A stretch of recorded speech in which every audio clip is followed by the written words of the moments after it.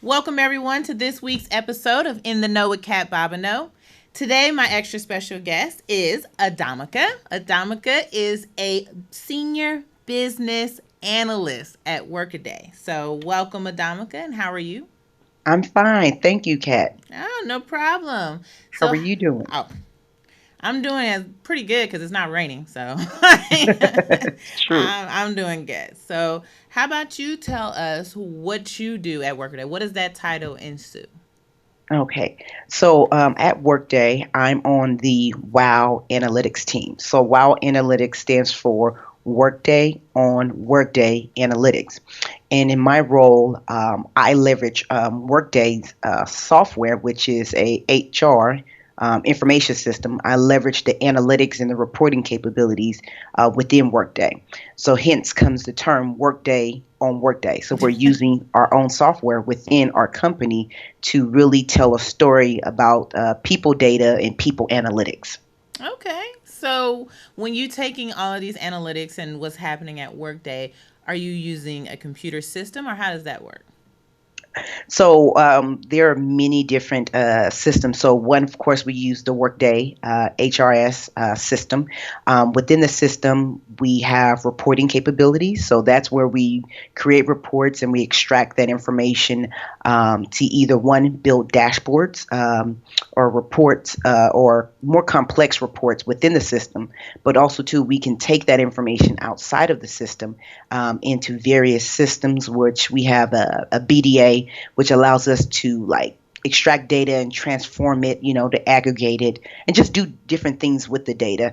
And then there's always, Microsoft Excel that, allows you to do an analytics or analysis on an ad hoc or on the fly basis. Okay.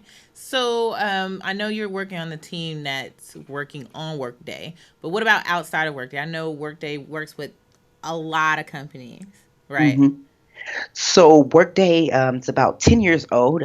So it's still in what I call the growing stage. So you're probably hearing in the news or even on Workday's LinkedIn profile, newly customers who have adopted our platform, our technology. For sensitive reason, they necessarily can't list all the companies that are coming in because some of the information is proprietary data. But I Okay. believe recently one was announced was Walmart. I think that was in the news that was announced. And then we have other type of companies that are using Workday. Visa is one company that uses Workday.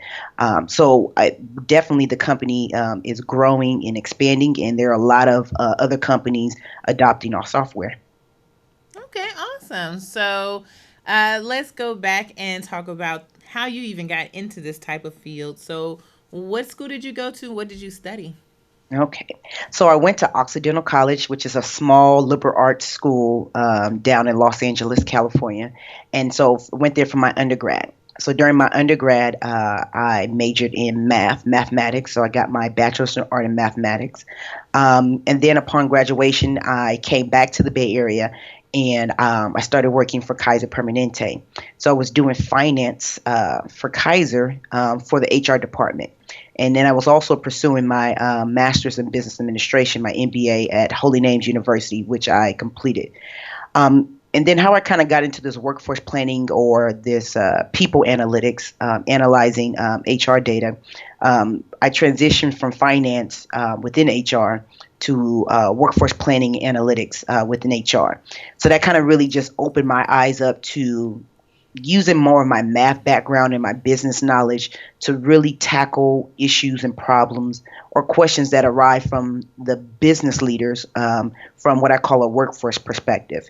You can have a business issue and it could be, we don't have the appropriate supplies. But you also could have a business issue where people are the root cause of your issue. Maybe people are unhappy, that's why they're unproductive.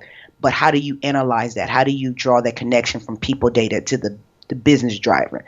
So that's kind of like really where I made my niche is really being able to do the analytics that you typically see in sales or marketing and apply it to HR/people related data.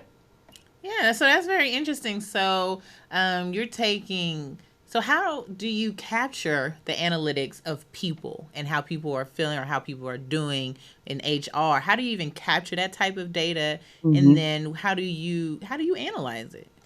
Mhm. So one of that is through surveys. So you definitely get or administer or deploy surveys.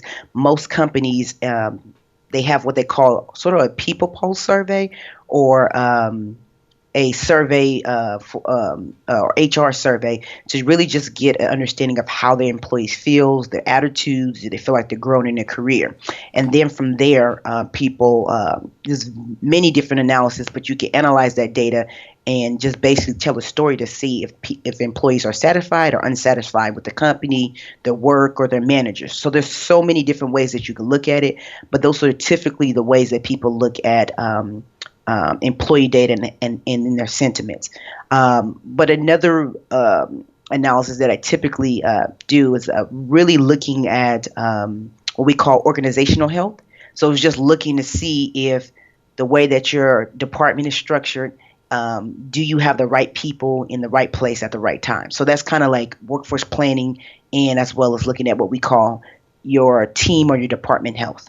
Oh wow! I mean, that's a handful. It sounds like you got a lot going on at your job every day. It's very fast paced. I definitely enjoy it, but it's a new technology, and I'm definitely enjoying learning this new platform. Okay, awesome. So, I mean, let's go back to college. I mean, what made you want to study mathematics? That's not a degree I hear a lot about. I don't think a lot of people would hear about folks wanting to go into math. So, what got you into that?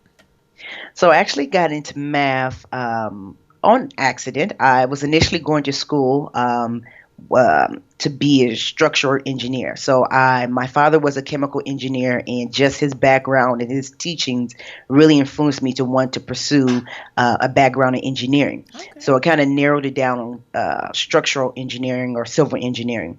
When I got to school, let's just say that I went into an environment where I kind of lost my support model, Mm, meaning that when I was in high school or just being back home, I always had people support me and coach me and give me the information that I would need to mm-hmm. pursue my goals and interests. But when I got into college, I had to figure it out myself. So to make a long story short, I received incorrect information about majoring for a physics major to partner and do engineering. That set me back a whole year, but I had all the math classes required for the physics major, and I had a lot of math class. So I said, you know what? Let me try the math department. So that's how I became a math major. I was initially on track to do physics for engineering, but kind of got off track by giving I was given incorrect information about what classes to take, and it set me back a whole year academically. So had the math classes, and I decided to pursue math degree. Okay, and so you have already were, I'm guessing, excelling in math, and so you were just like, I'm just gonna go ahead, keep on this track, and get my degree in math. What did you think you would be able to do with that degree? Oh my God. So with the math degree, I'm happy that I actually decided to pursue a degree in mathematics because it made me so versatile. Okay. Math was what I call the universal language of the world, or just the language of the universe. And it's tied to science, it's tied to engineering, Mm-hmm. it's tied to technology, it's the Yep. backbone in all those other disciplines. Yes, So it is. math really supports it. So I knew with math, I could do finance. I could do what they call actuary work. So it's modeling for the insurance company. I knew that with math, I can do teaching. I knew with math, I can do what they call data science. So it's like Yeah. analyzing large quantities of data. I just knew with math, it made me very versatile to pivot and do any type of career path that I wanted to do that could be aligned to STEM. That's good. Yeah. I sometimes think people don't realize that math is a universal language and that you can't do the rest of STEM without the Mm-hmm. M. So you need math. So that's Hmm. really good that you were able to identify that at a college age. Yes, I'm excited about. I'm That's thankful about that. good. And so, how did you decide? Okay, now I've got my bachelor's in math, but I want an MBA. So, what made you want to go that route? So from that route, it was definitely from one of my mentors.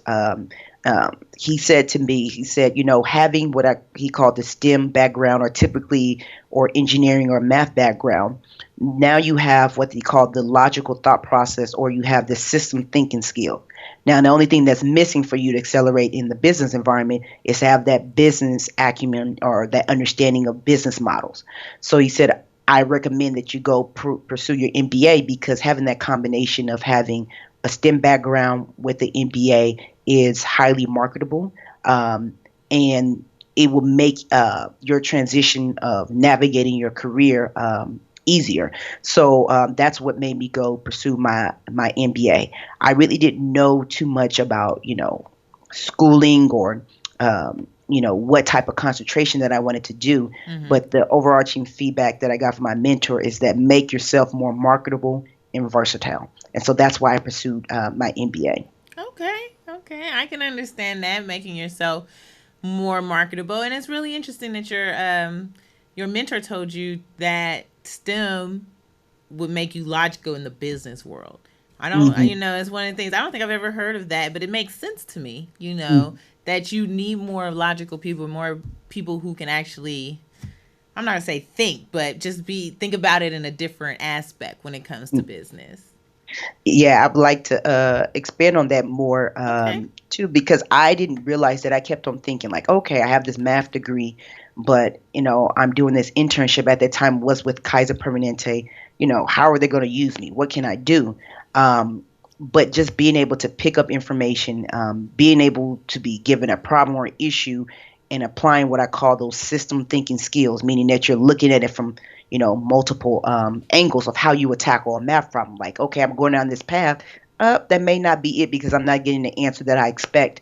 Let me go down and try this other, mathematical method. But that also kind of applies to the business environment. We're looking to tackle this issue, and we're going through this process. Oh, here's a decision point that doesn't work for us. Let's go down this other path to see if we can get to the answer that we're looking for. Okay. So that's really and then that's really a cool idea and really interesting way of thinking about it. And I think for the audience it kind of shows that, you know, STEM is still a part of so many different things, not just STEM. Like you can use what you're learning or your skill set going into a STEM major in other fields. So thank you for pointing that out. That's awesome. Awesome. No problem. Yeah. So where do you see yourself going in the next few years? What do you see on your plate that's still in that math and that business aspect?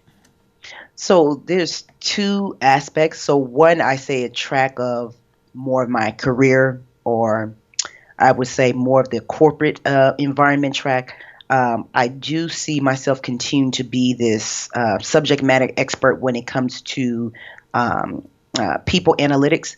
I do want to grow more in what they call the data science. So it's analyzing what I call large data sets. So like Workday employees is what I call a small data set, but a large data set would be like United States and people population. That's an extreme large data set.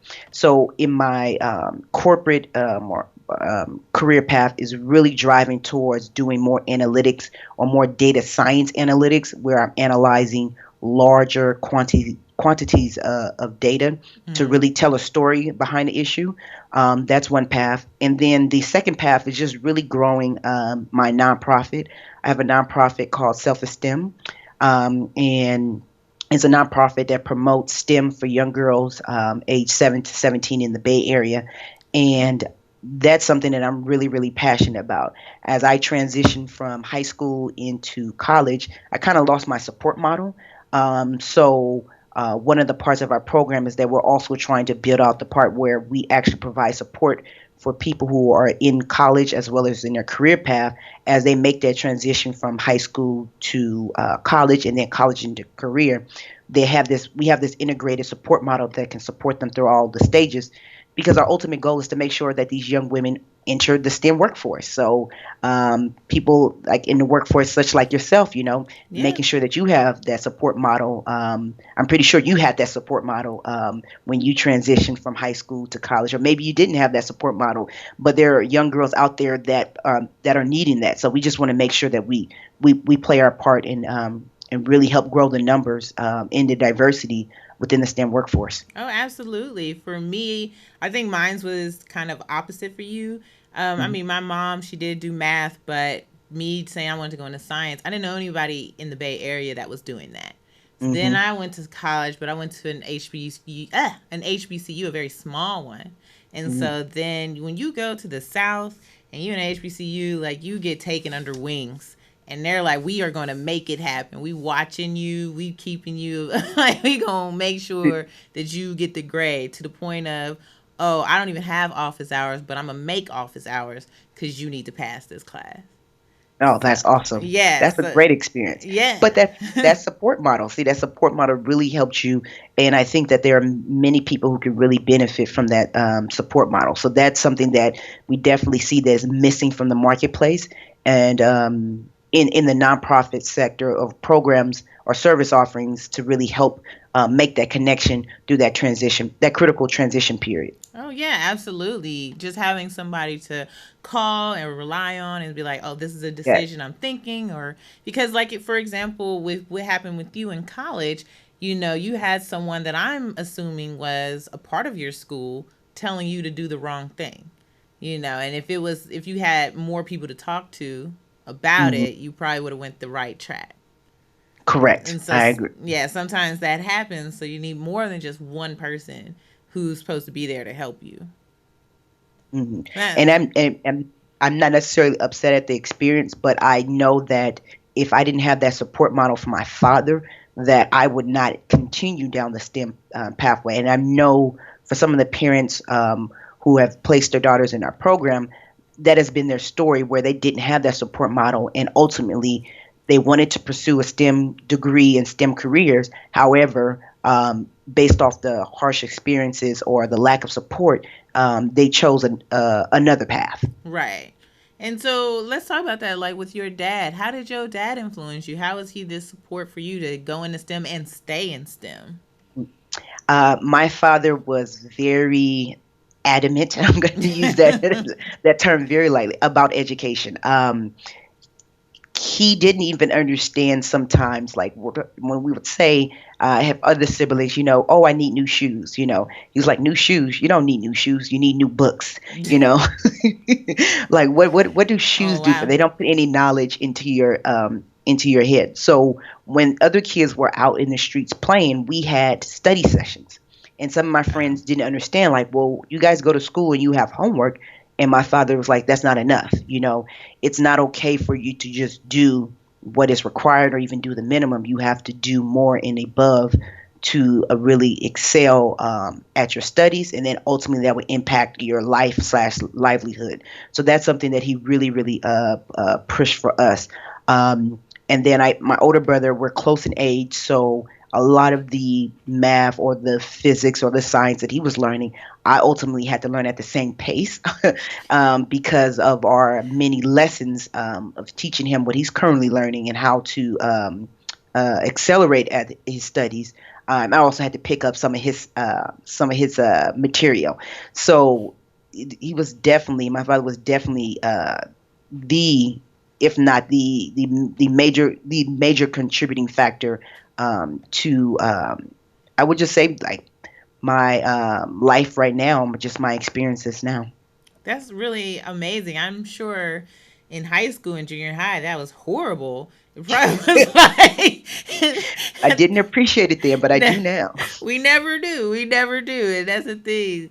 Like, when you're younger, you want to be in the streets. You want to do what your friends are doing. And so you don't fully understand why your parent is pressuring you to have that Hmm. education like set up in background. But ultimately, it helps you as an adult and helps you do the things that you're doing now. So I applaud him for that. I might steal that if I ever have kids. I know they go hate me, but Yeah, it's yeah, what you we need to had do. we had a chalkboard in our living room, and we had school and study sessions in our living room. And he always had this saying: "There's a time to play, and there's a time to study. The time now is to study. Get in the house and let's go." Oh my gosh, yes, yes. I already know. Like my heart feels for you as a child. The child heart is like, no. But at adulthood, it helped you. So it's really a good thing. I love it. So yeah, so then let's transition now and talk about self-esteem. What made you want to start a nonprofit, especially a nonprofit that's geared towards young girls? Um, Education and teaching has always been a passion of mine. My senior year in high school, we had this scholarship award banquet, and I gave this speech saying that I was going to come back and take over the engineering academy and create more engineers or people who wanted to pursue engineering degrees like myself at Oakland Tech High School. Fast forward in college, I had the opportunity to intern and get exposure to more of the corporate environment, and I enjoyed it. So I kind of went down that path. But for a long period of time, I've been trying to get back to education, but it's never really been down the path of teaching in the sense of in the classroom, traditional public school or private school classroom environment. Mm-hmm. So, what really made me want to start self-esteem is one, I just wanted to give back to my community, but I wanted to give back to my community in a mechanism in which affected me or was close to my heart. And just with my experience of transitioning from high school to college and not having that support system, I thought like, wow, there may be many, many girls who are interested, who have the skill set, but they have experienced some obstacle and they just need support. They just need support and encouragement. So that's what really pushed me to start Self-Esteem, is just really just to pour back into my communities and just really support and uplift young girls through the exposure of STEM. Okay, that's amazing. And so when did you start the nonprofit, and what are some of the things that you are teaching these young girls through it? Okay, so the nonprofit was founded in 2014. However, we kicked off our program activities in 2015. So we kicked it off with our annual STEM camp that we have every July. So this year is July 17th to the 22nd in Oakland, California. And it the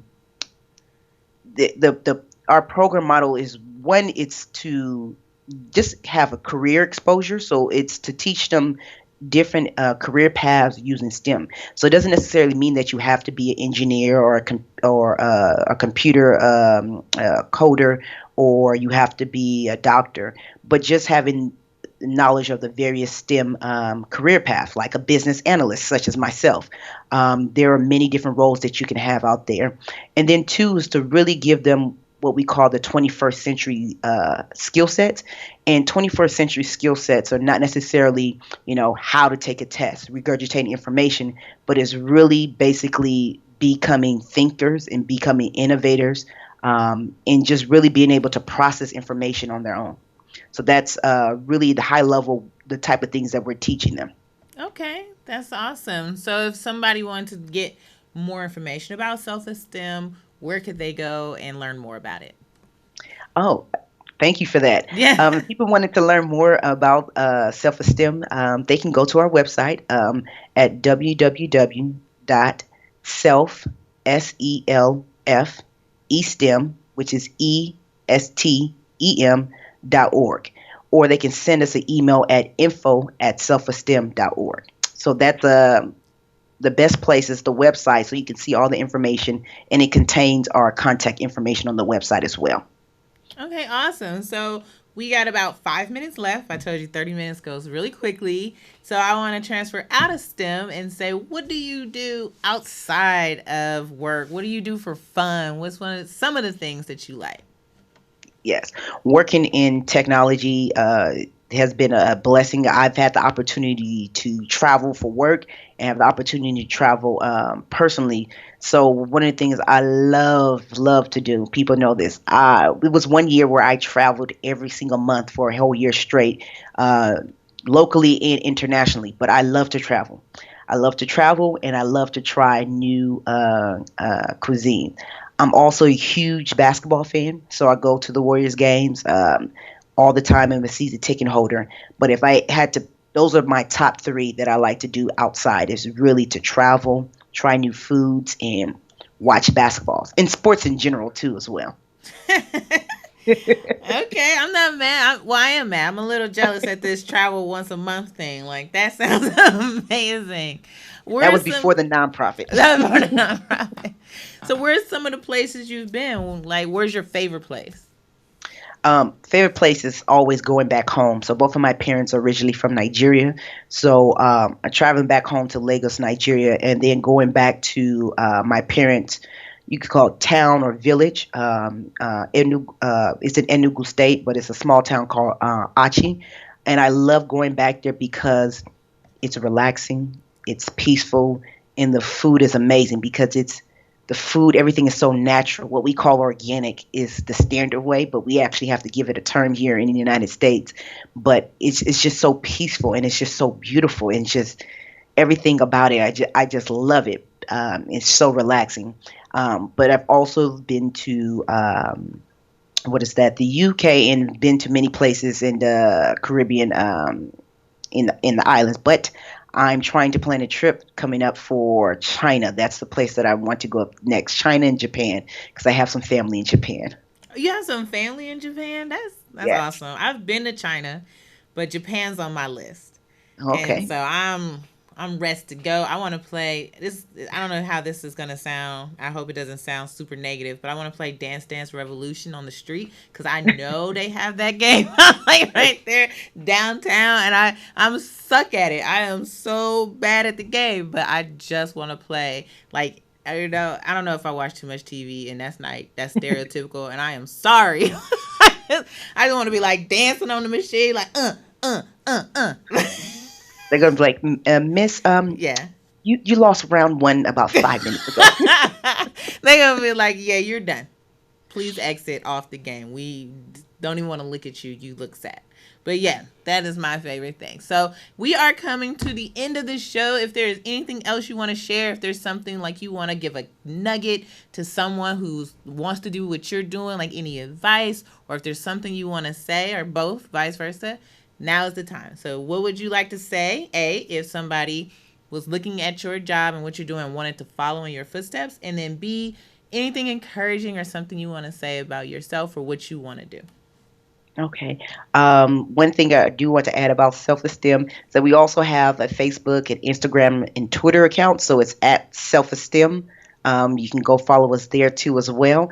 I just want to say for my nonprofit, I have amazing people on the board. Um, Someone close by here is also on the board. I don't know if she wants to say anything or raise her hand.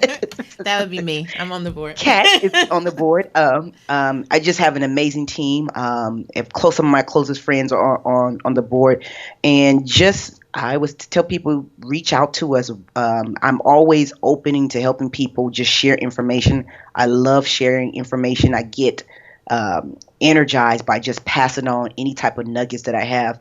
So you can send an email to our general alias at info@selfesteem.org, and it can be routed to the appropriate contact. But going down the career as a business analyst, I just say it's a evolving career. It's very iterative. You learn something new in every single position that you're in. Okay, cool. And then lastly, if somebody wanted to follow your footsteps, what advice would you give them? If somebody wanted to follow my stuff, is that when an obstacle arises, either think you're either going to jump over the obstacle, go around the obstacle, or carve out a new path. In my case, I carved out a new path. Um, and carving out a new path doesn't mean that you're giving up. Is that, that you just figured out another alternative route just to get to your end destination. So I would just tell people just really, really pay attention to what you want and then understand the sacrifices, whether sacrificing your time, or it's sacrificing even some of your leisure time. So it's really focusing on that one task that you're looking to get, just to remember to do that. Okay, awesome. Thank you so much. So I want to say again, thank you for being on the show. Really appreciate you telling your story to the audience. And if anybody wants to know anything else about Adamaka, you can always send me a message and I will pass it along to her. And audience, thank you again for spending this time with me and learning about someone else, someone new in diversity in STEM. And I'll see you next week. So you're welcome, and I'll talk to you later.